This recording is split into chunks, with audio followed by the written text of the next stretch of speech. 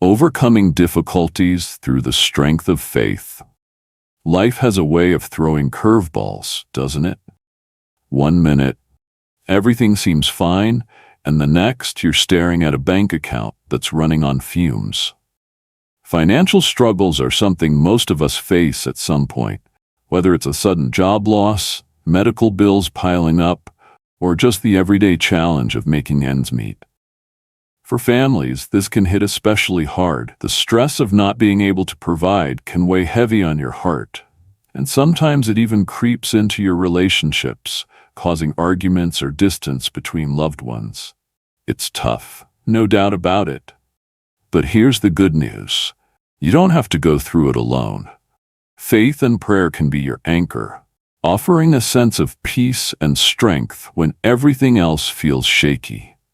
Let's be real. Money problems can make you feel powerless. You might lie awake at night, wondering how you'll pay the rent or put food on the table. It's easy to get lost in worry, to feel like there's no way out. But faith has this incredible ability to lift you up when you're down. It's not about pretending the problems don't exist. It's about finding a deeper source of hope that keeps you going. Think of it like a lighthouse in a storm. The waves might be crashing, but that light guides you back to shore. In this guide, we're going to explore how faith, prayer, and community can help you overcome financial hardships step by step. Whether you're a believer or just curious, there's something here for you. So let's dive in and discover how to find strength when the going gets tough. The importance of faith during financial hardships. When money gets tight, it's natural to feel overwhelmed. Maybe you've lost your job, or your hours got cut, or an unexpected car repair drained your savings. Whatever the reason, financial struggles can leave you anxious, frustrated, and even ashamed. But here's where faith comes in. It's like a lifeline you can hold on to when the world feels unsteady. Faith isn't just about believing in God or a higher power. It's about trusting that there's a bigger picture, even when you can't see it. It's that quiet voice inside reminding you that you're not defined by your bank balance, and that there's hope beyond today's troubles. Take a moment to think about Job from the Bible. If anyone knew hardship, it was him. This guy had it all: wealth, a big family, a good life, and then, bam, it was gone. His crops failed, his kids died, and he got sick. Most people would have given up, right? But Job didn't. He questioned, he cried out, but he never let go of his faith. And in the end, he came through. Not because life magically got easy, but because his trust in God gave him the strength to endure. His story isn't just some old tale. It's a reminder that financial struggles don't have the final say. Faith does. Now let's bring this home. Imagine you're facing a tough month. Bills are due and your paycheck isn't stretching far enough. You could panic, and that's okay. We're human. But what if you paused and leaned into your faith instead? Maybe you sit quietly and remind yourself that you've made it through hard times before. Or maybe you think about how people have survived worse with less. Faith doesn't erase the problem, but it shifts your focus. It's like putting on glasses that help you see past the mess to the possibility of something better. Here's a real-life example. I once knew a single mom who lost her job right before Christmas. She had 2 kids and no idea how she'd afford gifts, let alone groceries. She told me she spent nights praying, not just for money, but for peace.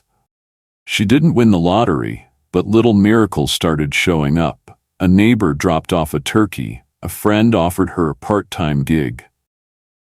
She said faith didn't fix everything overnight, but it gave her the courage to keep going. That's the power of faith. It's not a quick fix.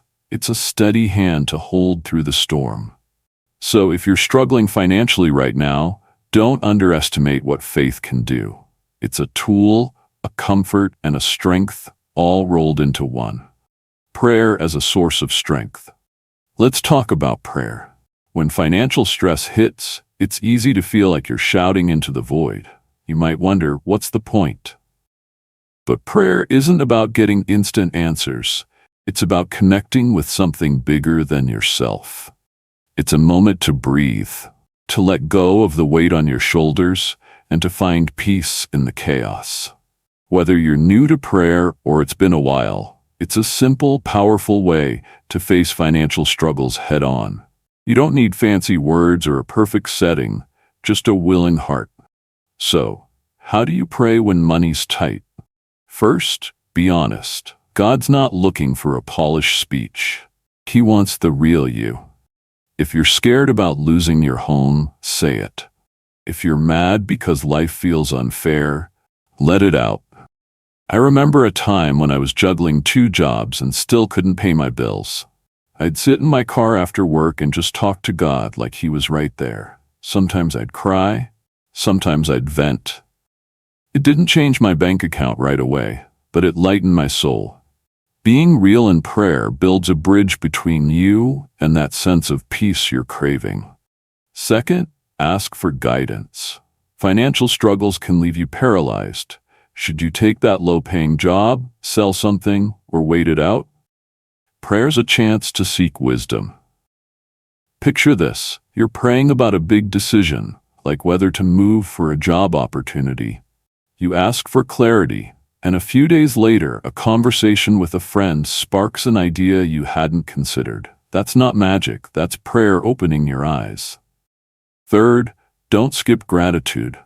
Even when money's scarce, there's something, maybe a warm meal, a kind word, or just the fact that you woke up today. Gratitude doesn't fix the problem, but it softens the edges. Finally, trust the plan. This one's hard, especially when you're desperate for a breakthrough. But think about it. Every struggle has a purpose, even if it's just to teach you resilience. I once heard about a guy who lost everything in a business collapse. He prayed daily, trusting he'd find a way forward. Months later, he started a small side hustle that grew into something bigger than his old career. He said prayer kept him sane while God worked behind the scenes. So try it. Set aside 5 minutes today. Talk, listen, trust. Prayer's not a cure-all, but it's a lifeline that can carry you through the toughest financial storms. Community support. You don't have to face financial struggles alone. Sure, faith and prayer are huge, but there's something special about the people around you too. Community support can be a game changer when money's tight. Think about it. Your friends, family, or church group might not have all the answers, but they've got ears to listen, hands to help, and hearts to encourage. Sharing your story doesn't make you weak, it makes you human. And chances are, someone's been where you are and can offer a tip, or just a shoulder to lean on. Take my neighbor Tom, for example. He hit a rough patch after a layoff, bills stacked up, and he was too proud to ask for help. One day, he opened up at our church's coffee hour. Next thing he knew, people were pitching in. Someone gave him a lead on a job, another dropped off a casserole. It wasn't a handout, it was community. Churches and local groups often have resources too, like financial workshops or food pantries. Joining one can connect you with folks who get it. People who will pray with you, brainstorm with you, or just sit with you. Why does this matter? Because isolation makes everything worse. Financial stress can trick you into thinking you're the only one struggling, but you're not. A community reminds you of that. So reach out, call a friend, join a group, share a little of your load. You'll find strength you didn't know was there, and maybe even help someone else along the way. Practical steps to manage financial difficulties. Faith and prayer are powerful, but let's be honest, sometimes you need to roll up your sleeves and take action too. Financial difficulties can feel like a mountain you'll never climb, but with a few practical steps, you can start chipping away at it. These aren't just tips, they're lifelines to help you regain control when money's tight.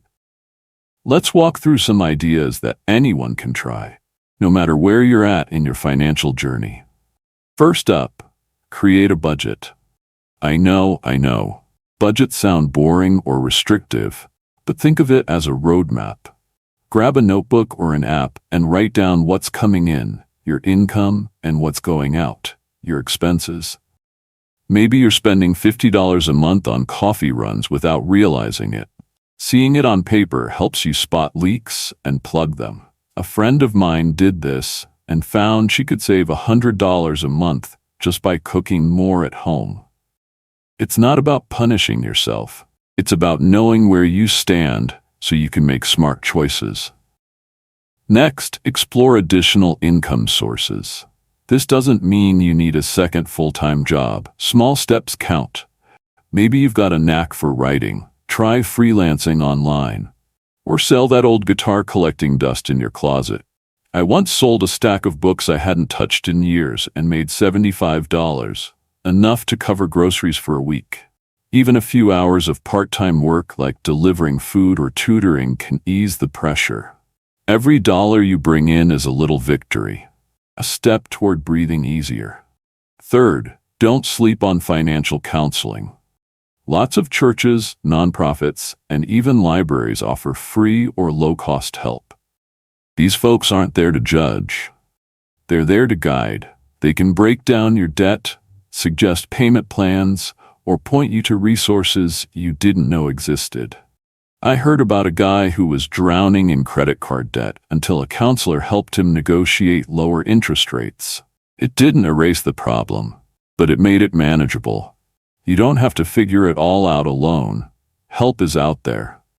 Fourth, apply for assistance if you need it. There's no shame in this. Life happens. Local food banks, charities, or government programs like SNAP can keep you afloat when the basics, food, rent, utilities, are at risk. I remember a time when my cousin's family hit rock bottom after a medical emergency. They swallowed their pride, visited a food pantry, and got enough to tide them over until he found work again. These resources exist for moments like this. Use them. Finally, focus on needs versus wants. It's tempting to grab that new gadget or splurge on takeout, but ask yourself, do I need this or do I just want it? Prioritize rent, groceries, and bills over extras. It's a mindset shift that takes practice, but it works. When I was broke in college, I learned to love rice and beans instead of dining out. It wasn't glamorous, but it kept me fed. These steps aren't magic, but they're practical ways to manage financial difficulties while you lean on faith for strength. You've got this, one small move at a time. Maintaining hope financial challenges can knock the wind out of you. When the bills keep coming and the bank account's empty, it's easy to feel like you're stuck in a pit with no way out. But here's the thing. Hope isn't just a nice idea. It's a lifeline.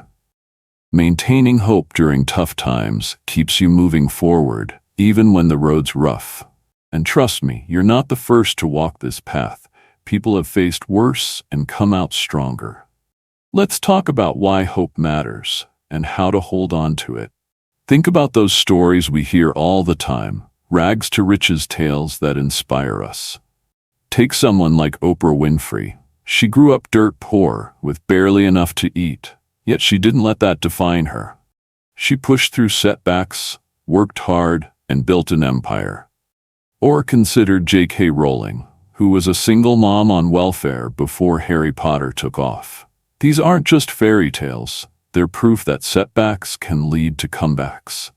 Your financial struggles, they're not the end of your story. They're a chapter. Hope whispers that there's more to come. But how do you keep hope alive when you're in the thick of it? Start by looking back. Remember a time you thought you wouldn't make it, maybe a tight month or a lost job, and yet here you are. That's resilience. I once hit a low where I couldn't pay my electric bill. I felt defeated, but a kind stranger paid it forward after I shared my struggle with a friend. It wasn't a fortune, but it was enough to remind me that good can show up when you least expect it. Hope grows when you see you've survived before. Another trick? Surround yourself with positivity. Talk to people who lift you up, not drag you down. Watch a video about someone who overcame hardship. YouTube's full of them. These stories stick with you, lighting a spark when your own flame's flickering. And don't forget to celebrate small wins. Paid off a tiny debt? Found a coupon for groceries? That's progress. Hope isn't about ignoring the struggle. It's about believing the struggle won't last forever. You're tougher than you think, and brighter days are ahead. The role of meditation and mindfulness. Financial stress can hijack your mind. Racing thoughts, sleepless nights, the works. Prayer helps, but adding meditation and mindfulness to the mix can take it further. These aren't fancy buzzwords. They're simple tools to calm your soul and clear your head. When money's tight, finding peace through mindfulness can make the load feel lighter. Let's explore how to weave this into your day, even if you've never tried it before. Start small. 5 minutes is enough. Sit somewhere quiet, close your eyes, and focus on your breath. Inhale, exhale, repeat. Your mind might wander to that overdue bill. Gently bring it back. I started doing this during a rough patch when I was laid off. At first, I felt silly, but after a week, I noticed I wasn't as tense. It's not about emptying your mind, it's about giving it a break. Studies even show mindfulness reduces stress hormones. Science backs up the calm you'll feel. Gratitude fits here too. While you're breathing, think of one thing you're thankful for. A sunny day, a friend's text, a warm bed. When I was scraping by, I'd meditate on the fact that I had a roof over my head. It didn't pay the rent, but it shifted my focus from what I lacked to what I had. You can also reflect on your goals. Picture yourself past this struggle, maybe debt-free or in a steady job. It's not wishful thinking, it's planting seeds of hope. Mindfulness isn't just sitting still, it's staying present. Washing dishes, feel the water, hear the clink of plates. It pulls you out of worry and into now. A mom I know used this trick when her family was barely getting by. She'd focus on her kids' laughter instead of the bills. It gave her clarity to tackle the next step. Pair this with prayer, and you've got a powerhouse combo for peace. Try it today. 5 minutes could change your whole vibe. Finding peace through spirituality. Spirituality is like a compass when life's stormy. Financial difficulties can make you feel lost, but connecting with your spiritual side offers peace that money can't buy.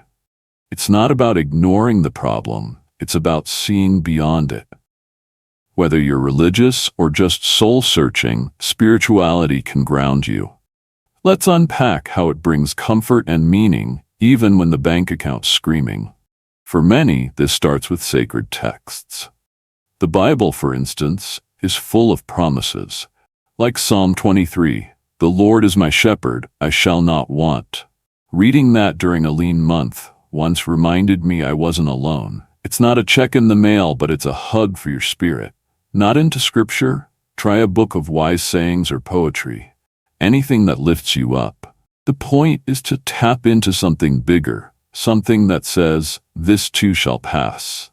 Attending a service can help too. There's power in gathering with others who share your beliefs. I went to a small church once when I was broke and left with a full heart. Someone prayed for me, and I felt seen.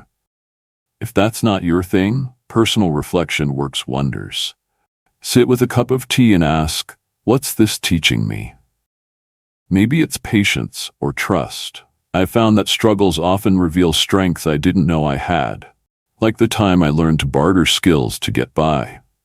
Spirituality also invites you to surrender, not give up, but let go of what you can't control. When I couldn't fix my finances overnight, I'd pray, "I'm doing my part, handle the rest."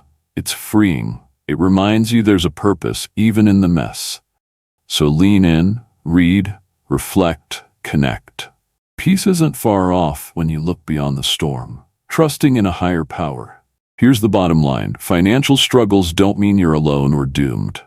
Millions face them, parents, students, workers, and they get through. You will too.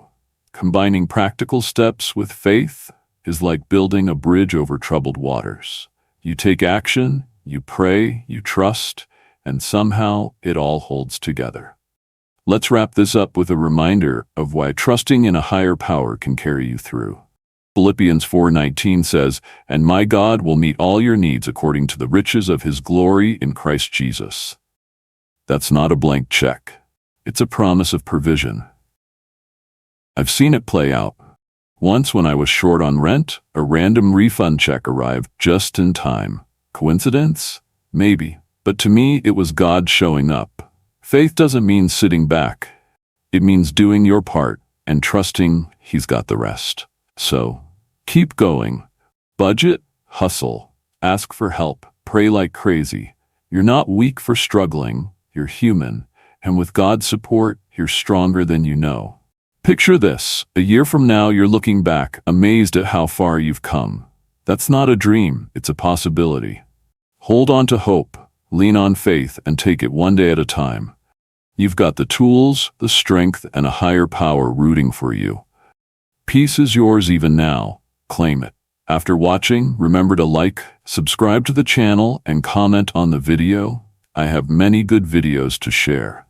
Learn to give, and God will give peace to you and your family.